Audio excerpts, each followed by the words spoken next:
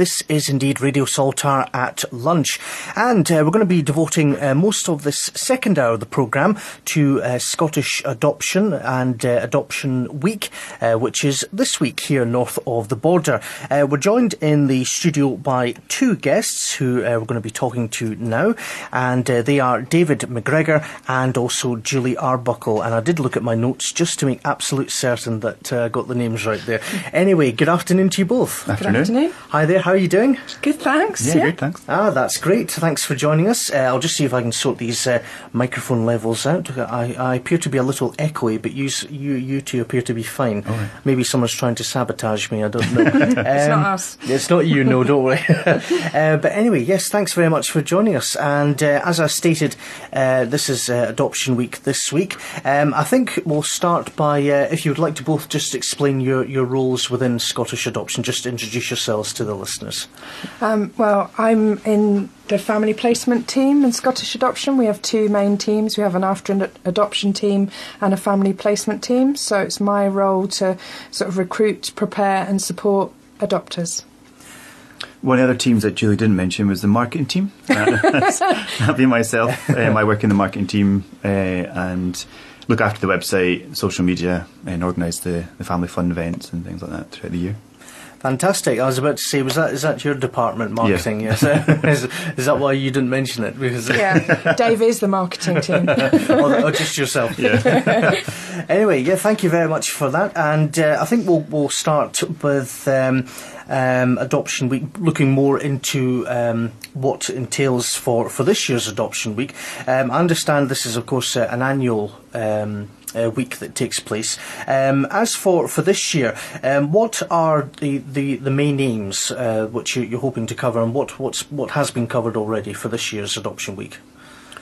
Adoption Week this year, it's the first year that it's been run by Adoption UK. I should mention that they're the ones organising this year's Adoption Week.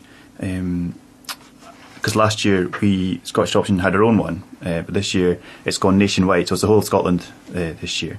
Adoption UK have organised lots of events to highlight adoption, to get people interested in coming along and attending these events. The first one that we can talk about is the Talking About Adoption in Scotland, which is going to happen at the Fruit Market Gallery this Thursday at 6 p.m. And at this event there will be people from local authorities, other adoption agencies coming together so that people interested in adoption can come along, chat to different agencies, different local authorities, and there will be talks. Adopters will be there too, won't they? There will be, yeah. We're hoping to get some of our adopters along. So, I mean, if you want to come along and chat to other adopters about the process, about how they found it, then do come along. Yeah, it's just a free information event for anyone interested in adoption, so it'd be good for people to come along and they can ask questions and meet people from different agencies and authorities and also talk to adopters and workers in adoption. Yeah, and the talks that I mentioned on the different subjects of adoption, if you can't get along on the night, these will be broadcast live on our Facebook page as well. So if you can't manage, we'll record it. Just tune into the Facebook page and see them there. Ah, that's great. Fantastic. So, as you mentioned, there will be adopters there and various people connected with adoption in one capacity or another. So people can actually, ask questions and find out a bit more sort of face-to-face, as it were. Yeah. So that's on Thursday, coming Thursday. Are there any other events coming up or any other workshops or things like that? The other events are family orientated, so they're for people who have adopted already. And there's going to be one through in Glasgow and one in Edinburgh. The Glasgow one is on Saturday afternoon, and it's going to be held at the St Stephen's Church on Bath Street. All this information is on the Adoption UK website, so if you don't catch it here, you can go on there and have a look. They're going to, again, families come together, meet, chat, and at the Glasgow one, they're going to hope to have either a magician or who else is coming? A petting zoo. That's one. The Edinburgh event, which is the one that I'm going to be going to, we're meeting at Gambado, just at Fountainbridge. So we've got the exclusive use of the venue, so for adoptive families to come along and just let the kids run wild while the adults get to chat to one another. So that'll be a good family event to finish Sunday, off the week. Yeah, that's at Sunday, 9:30. And again, more information. You need to register for tickets for these events. Okay. So again, just go on the Adoption UK website and click on Scotland, and then you'll find links to the register for tickets there. Okay, that's perfect. We will be reminding you of the website links as we go through the programme, and and I'll make a note of those as well, so I can remind people as we go along. So that's some of the main events and the main aims. Now, does this differ at all to previous years, aside from the fact that you've mentioned, obviously, that it's run by Adoption UK this year? Is there any other differences compared to previous years? Yeah, I mean, the main difference this year is that this one's Scotland-wide. The government have funded this week, rather than last year we just did our own week. Scottish Adoption did their own week just to raise awareness. So this year, it's just all local authorities and agencies come together, which is, I think, the first time ever that it's been done, with all the cooperation from other agencies and local authorities, it was good to meet others actually at the meetings. So, yeah. That's fantastic. So it's more of a sort of collaborative effort this time. Yeah, no rivalry and things. Just, no rivalry. Yeah, just good. Everybody coming together, across Scotland, all the different agencies and local authorities to just make sure people know more about adoption. Fantastic. Well, I'll let you guys take a wee breather for the time being, and what we're going to do is I think we'll play a track, and then we'll go into a short break. Welcome back to Saltire at Lunch. We're chatting to our two guests this afternoon, David McGregor and Julie Arbuckle from Scottish Adoption, and it's been nice chatting to you so far. Let's, I think, cover one of the points that you, David, mentioned to me when we were discussing about some of the points we were going to bring up in this interview, one of which you mentioned was about an adoption register. Now, can you explain more about that? Yeah, the Adoption Register is an organisation that hold all adoptive people who have been approved for adoption get put on the register. They also have all the children that are waiting to be homed, found family, and the Adoption Register, they link up. They match the children with the families. Before, all the matches were done by Jessie, the register. She was the one that did all the matches. But now it's had a big rehaul. Social workers across Scotland are now able to go onto the register and search all the children themselves. This is something that the government has funded and has just launched this week as well. So it's really exciting because it's a new secure online system. So we at Scottish Adoption, we search UK wide for children for our adopters anyway, but this is going to make it a lot easier because it's, like I say, a secure online system. So the adopters that are approved that we're working with, they will have a profile on there which we will be linked into as their workers, and they'll be able to search for children with us alongside them as their workers, and vice versa. Workers for children will be able to look at adopters across the country as well. So it should make the process a lot smoother. And you were saying that this is a government fund, is that correct? Yes, Scottish Government have just funded this. So it's great that that's been able to launch in time, obviously, for the Adoption Week itself. I'm just going to go back to some of the events coming up. I've managed to locate the list myself, so I can have a wee look. Now, let's just have a look. A couple on Thursday that are coming up. And one of which is mindfulness, although it says registrations are closed for that one. So I probably should have clicked on the next one after that. The talk about the adoption, which I believe was the one you mentioned, doesn't it? So just to remind listeners, that's this Thursday at 6 o'clock, a free information event for anybody who's interested in finding out more about adoption. You can chat to various people involved in the adoption process, local authorities and voluntary adoption agencies stalls will be present. You can find out more about recruitment and services there.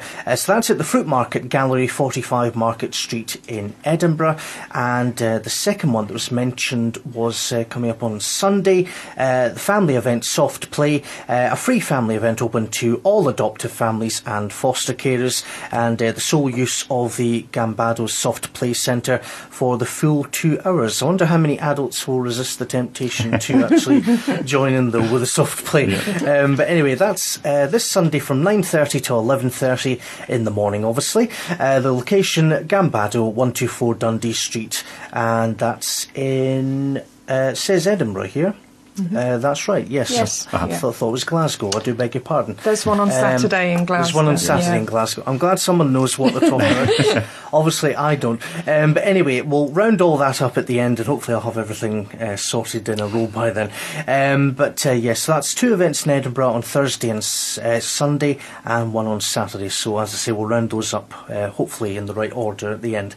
Right, now, coming up later, we're going to be talking more about some of the questions that have been asked regarding adoption in general and the adoption week in particular. But I'd like to go back to this year's adoption week, and as you say, there's been a lot more cooperation between various local authorities in various areas across the country. What was it? Was it easier to achieve this year for, was there any barriers in the past that prevented that from happening, or has it just been the fact that there's been obviously a need for just greater cooperation? I think it's a bit of both. I mean, I think funding has been a barrier for, now that the Scottish Government are funding that's kind of, taking down that barrier. And, getting everybody together, I think, is quite difficult, especially doing it nationwide with all the, I think there's 34 different local authorities across the country, so I mean, just getting them to cooperate at the same time as well as the adoption agencies, it's quite a task, which Adoption UK have done brilliantly, actually. They've organised it really well. Okay, no problem. Well, I think we will go over now to some of the questions that have been asked by some users on Twitter and also elsewhere as well. I think we'll start, if I can just find the right page. There we are. That's the one. Not very organised today. You can probably tell. I gave you the visitor's book and no pen to sign it with. So that's kind of the thing we're talking about here. Anyway, I've got the first question here. You'll be pleased to know. Now, the first question, who can adopt and what is the criteria?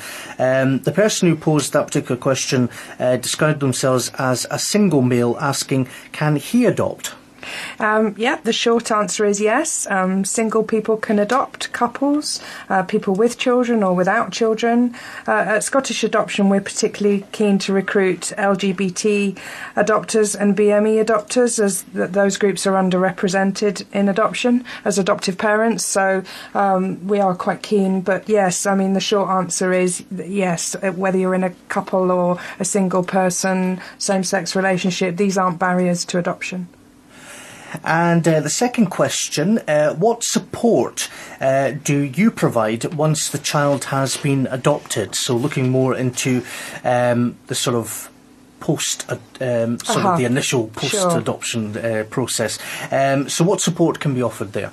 Well, we consider adoption as a lifelong process. So we have, as I explained before, we have 2 teams, the family placement team and the after adoption team, but we work very closely with each other. So, for instance, myself as a family placement worker, I would first get to know the prospective adopters that I'm working with, either through a preparation group and all the way through a home study and an approval panel, and I would support them for roughly the first year that their children were placed with them.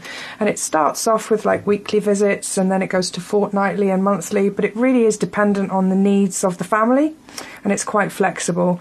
The after adoption team tends to deal with people who are needing a more long-term support, or who have maybe had some support in the initial stages and then come back looking for a bit more support later on. So often, we can provide support in the early days of the new family settling together and bonding together as a family, and then people may step step back from the agency for a while, but they're able to come back at any point in their lives that they need support.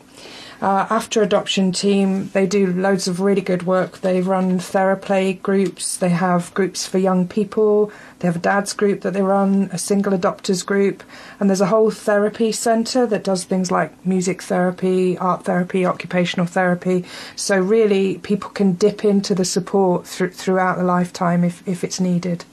So it's not just a case of once the initial process has been completed, that's it, goodbye. No, it can be long term, or people can opt in or opt out as they wish. Really, it's quite flexible. As you say. It's very flexible. Yes, and there's it's good that people can come back as and when they need it. And they don't. There's also events that we do that link people in that are available information on our website. Like we do a family fun day every year, don't we, Dave? And that Dave organises, so people can link into that just from a social aspect or to meet other adopters. So it's not just necessarily that they might link back in to have a specific support. They might just link in to meet other adopters and to do some of the events. Okay, no problem. That's great. And we will indeed mention, of course, your website and any other relevant websites as we get towards the end. We're still joined here in the studio by our two lovely guests, David McGregor and Julie Arbuckle. And we were just chatting about some of the general questions that have been posed on the issue of adoption. We'll continue now with a question which was supplied. Where do children placed with Scottish adoption families come from? All over the UK, really. I think when we talked about the register before, we talked about how, we have access to information about all children that are needing a forever family. So we get that information from all over the UK. We'll now be able to do it electronically with the register, but we were able to do that before. And in our agency, we placed children from England, Wales, Scotland, all over the UK, really. So the length and breadth of the Isles. Yeah. So another question which has actually been posed by a listener, Liam Williamson, who got in touch on our Facebook page. He has said that he believes it's quite impossible to adopt. In his words, obviously he's had a few issues perhaps in the past. He says if there was less rule books or red tape perhaps, then potentially more kids would be homed. How would you address that point? Well, I personally don't think that I suppose we don't really think of them as rules, but we were talking before about barriers to adoption and what would rule people out. I suppose that some of them are very basic. You need to have a spare room in your house, so if you don't, then that would rule you out. So I don't know if the person calling maybe had that experience, but also you need to be able to take a chunk of time off work, one of you if you're a couple, or obviously if you're a single person. You would need to be able to take at least 6 months off work to help settle your child into the family and get to know each other and really bond with each other. So I suppose you could see that as another barrier or a rule or red tape, but those are all there for really good reasons. And actually the process is designed, the whole sort of preparation group, as I mentioned before, that's designed to really tell you all about adoption, so you know what you're getting into. You know what the backgrounds are of the children that are coming to adoption and why they need not just a forever family, but they need some extra additional almost therapeutic parenting to because they've already moved at least once in their very young life. So you find out all about adoption and the type of children that are coming to adoption in the preparation group, which you need to know if this is the way that you want to make your family. And then through the home study, yes, it's getting to know you to find out all about, what kind of home you can provide for a child.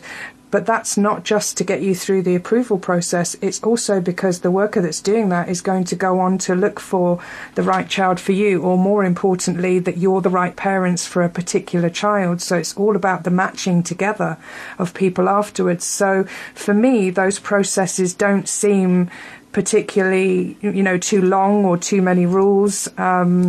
But I can understand that some of the barriers, like having a spare room and being able to take some time off, would stop some people adopting, and people could see that as very unfair. Yes, yep. And obviously, we can't comment on individual cases. No. But obviously the things you've just mentioned there are, I assume, standard yes. Rules, if you like, or yes. requirements. Yes, for anyone. It's not just for our agency. It's they're standard requirements, really. That a child has to have their own space, and you have to have that time off to bond together as a family and to get to know each other. Uh-huh. So thank you for addressing that particular point. No problem. And so there we are. And if anyone is perhaps willing to find out more details, there's a wealth of information out there. And if anyone is looking to perhaps they're feeling a bit inspired and they want to think now is the time to maybe think about adoption. What are the initial stages in which they go through the process? What would be the first few things that they can do? Well, one of the things that we advise people to do, if they have a look at our website and they fill in an initial inquiry form on our website, they usually then come for an initial interview where we'll talk to them more about the process. But at that point, we do usually say to them, have you had a think and a look at adoption through your local authority? Have you looked at other agencies? And we'll usually speak to people about their journey so far and other things that they've looked at. But I suppose the first point of contact would be to have a look at websites and fill in initial inquiry forms. Is that right, Dave? Have I missed anything out? Check the website, give us the office a phone. Yeah. Speak to a duty worker. Yeah, we have duty workers. We have a duty system, so there's someone available to speak to every day. So you can also just phone in and speak to somebody. We'll probably still ask you to fill in a form at some point, but it's not a big form. It's a very small and easy form, and it just keeps our systems in place so that nobody's lost and everybody gets a call back very quickly. That's great, yeah. And ScottishAdoption.org is the website address. Mm-hmm. Happen to have it here. And also AdoptionUK.org as well. And there's, as you mentioned, there's a section for Scotland as well on that website. So there we are. And once again, I think we'll just end with just another look at the events coming up. Hopefully I'll get this all correct, but we'll see how it goes. Anyway, there is the information event on Thursday. Just to remind you, that's this Thursday, 6 p.m. at the Fruit Market Gallery, 45 Market Street in Edinburgh. You can meet with various people involved in the adoption process.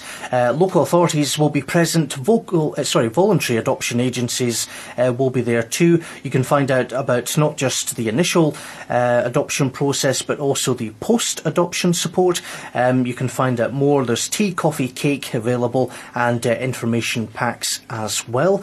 And there's also an event on Saturday in Glasgow. And the final one to mention is the event on Sunday. That's the family event Soft Play, and that's at Gambado, 124 Dundee Street in Edinburgh, 9:30 to 11:30. And as you both said, you have to register. Is that right? It is, yeah. Right. Okay. Just thought I'd mention that in case.